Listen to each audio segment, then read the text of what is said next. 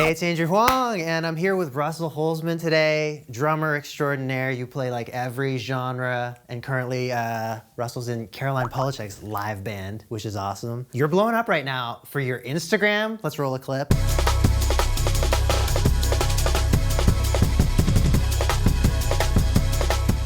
So you're exclusively playing these breakbeat covers on Instagram. It sounds like the drums are edited. I mean, it sounds exactly like the originals, like a chopped up amen break. So today we just want to explore how you do that. Cool. Let's get into it. Let's get into it. Let's get to the kit.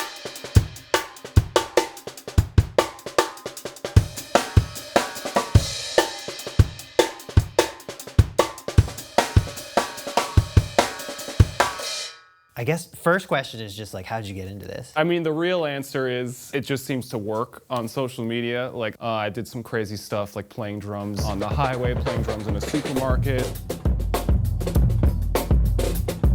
And so you were just experimenting like different types of content and different styles of music. Exactly. And I feel like the drum and bass stuff just seems to work because it's like, it's virtuosic, but it's also like, it sounds good. You can kind of like bump this for a second, you know? Did you have to come up with your own method for like learning these break beats, or are there, I guess you're taking principles from learning other types of... Exactly, yeah. So I went to school for jazz drums, and I did a lot of transcribing of like jazz drum solos, like. So I would literally like take that and slow it down and then just write it out note for note. And so I just apply that same process to the drum and bass stuff. Which is wild because, in case anybody watching doesn't know, the drum and bass stuff is all like done on the computer. It's edited audio samples of drums, but you're able to play this stuff not only live, but like at the insane speeds that are happening in these tracks, which I find so interesting because a lot of drum programming is meant to imitate live playing, and now we're like going to the other side of that where you as a live player are imitating the editing. Do you want to show us how you learn the sure. So I have my, my trusty iPad mini. I'll find something I like and then I'll pick it. Like this Mindvisi track sounds pretty good.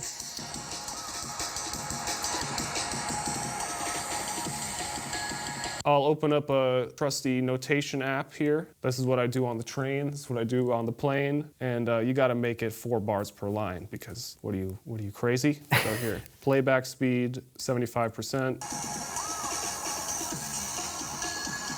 Okay, that's enough. So boom, sing, cha.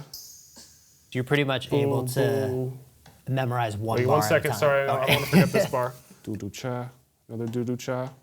So I'll sit there and I'll do this, and I love this app because you can like copy and paste chunks of notation and make a little edit if there's a variation, and then I'll have a finished version, and then I'll just sit there. I'll print it out sometimes, but all the time too.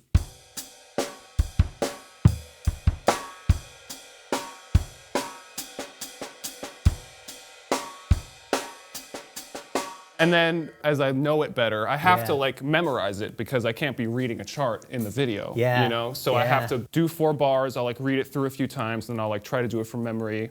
And then, I just practice it, and it gets faster and faster and faster, and it takes a couple weeks usually to get like a really tricky one like up to speed. How many hours of practice are we talking about, let's say, for one reel? That Maybe like 5 hours. But it's like spread over 2 weeks, and I'll do like 20 minutes a day on it. Before I even start practicing, I'll like have in mind, I'm gonna use this cymbal, I'm gonna use this snare, I'm gonna use this snare too, and to like emulate it as closely as I can. That's a great segue to what I'd love to talk about in this video too, is like your kit, which is not entirely set up the way a regular drum kit is. So you're actually switching out different pieces for each track that you're covering. Totally. A lot of times in like drum and bass tracks, there'll be a filtered break here and there, so I'll switch to snare 2 and like a higher pitched cymbal, and then I'll go back to the main stuff. And then there's like some like stuttery kicks on a lot of these that are programmed, and like I'm not at the level yet where I can like really execute that. So I'll have like a floor tom tuned low, and then I'll play like,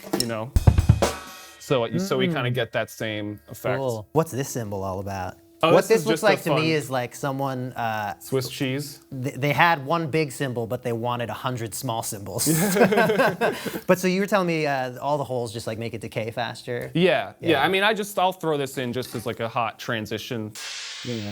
That's cool. And I think what's behind all these choices is that the editing of these drums make them like really tight, right? Like you get snares that are pitched up, so you have like this smaller, higher pitched snare. You get cymbals that like the sample, you had a crash ringing out, but it just gets cut off because the producer is like taking that audio. Yeah, so I'll do like I'll mute it. Yeah. So I try to emulate all that stuff as closely as I can. I'll like do the pitched up snares, pick all the pieces of the kit that I want.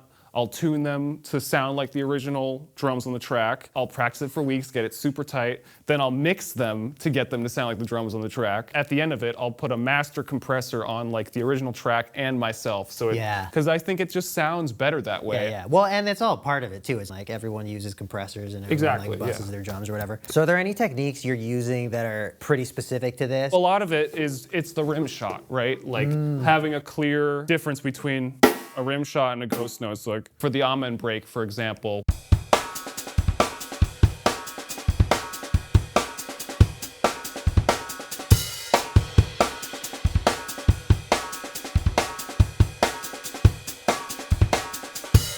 So I'll do that, and also like my kind of like hi-hat ghost note thing that I'm always doing. Like. That also helps because when we hear like drum and bass and breakcore, the breaks are super compressed. So like a kick will pop out, a snare will pop out, and then a ride will pop out.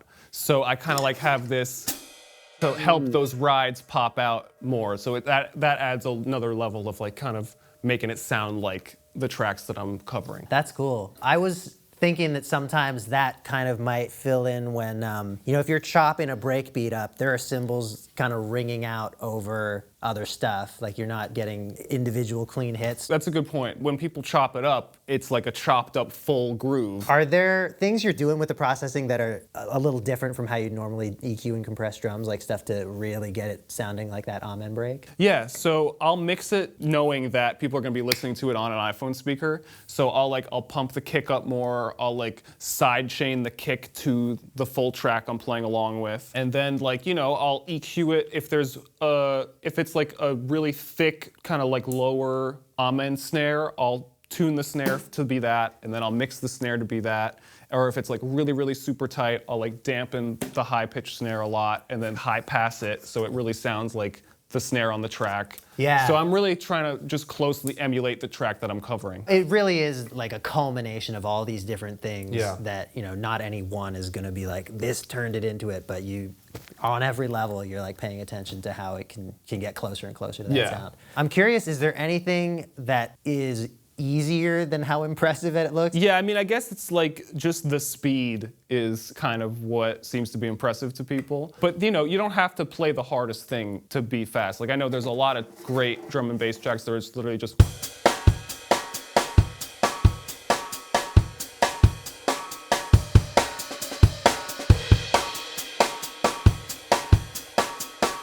So like when you notate that out, it looks super easy. It's just kick, ride, snare, kick, ride, snare, kick, snare, kick, ride, snare, kick, ride. So anybody can sit down and practice that and like get it up to speed. So I think a big part of the sound is the snares. Can we talk about the specific snares you're using? Because there's a piccolo snare, and then you called this a jungle snare. Yeah, it could also be like kind of like a timbale snare or something. Yeah. Like, so like just like smaller, shallower snares. Like there are some companies that are making really cool, unique, like super wide snares, super tiny snares. So, but these are like pretty standard. Like you can find a 10-inch snare, you can find like, this is actually a 14-inch, but I do prefer like a 13, but like piccolo. still, yeah, piccolo, like, but still really shallow. And then I just tune it up really high, and then it sounds like a pitched up snare sample. Yeah. You know, whereas like, if we were to use like a regular snare, it would just sound like a regular snare. So it's definitely important. What does the added depth do for the sound? Because I'm noticing like you wanted a shallower piccolo, but the high drum is like a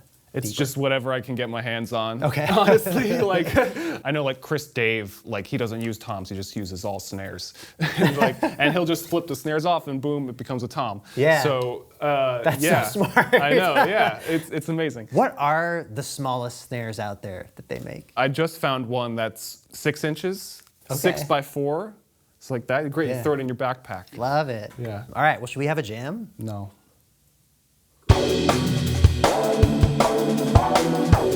Do you want to do this to a click? Yeah, should we just find a tempo? Get the tap tempo app. Exactly. While you're doing that, I guess I'll just explain a bit of the setup here. We've actually routed the entire kit through this Chaos pad. So I'm gonna be able to process Russell's playing live with like a bunch of different effects on this XY thing. Really fun and kind of perfect for jungle and drum and bass. Like they always put like for a couple bars these effects on the drum loops. So we'll be able to do it live.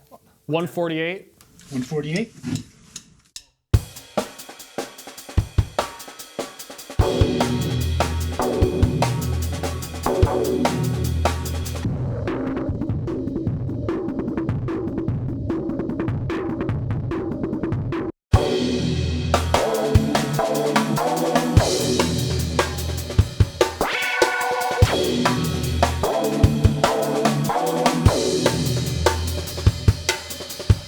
Okay. I think I got like a riff, and then I know a few effects I wanna pull in. I have an idea where I think we should do a section where there's a lot of breaks, and then we can get into like the delay effects, like a trading fours thing, or not fours. I'm down. But, you know. You want to pump up the tempo a little bit? I feel like we could. Okay. We could do it. Let's do like 158. 158? Yeah. Do you want to just hit right on it? 1, 2, 3, 4, bow. Maybe coming in with a fill.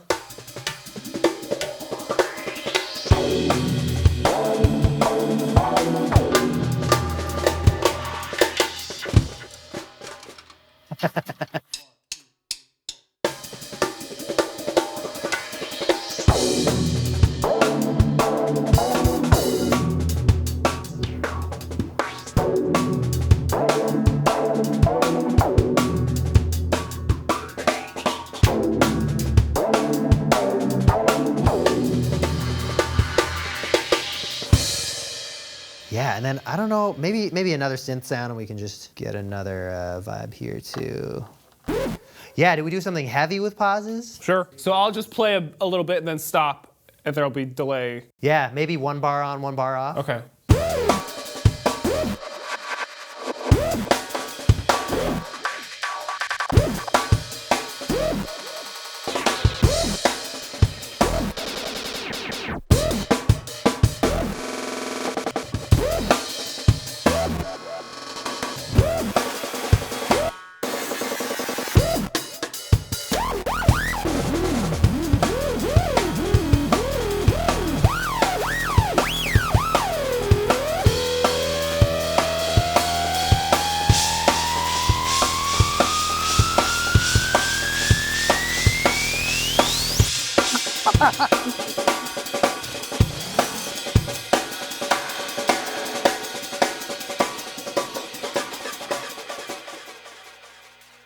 So Russell's got a sample pack of like all your jungle drums. That's right. StarPowerDrums.com. Sweet. Thanks for coming in, Yeah, man. thank you.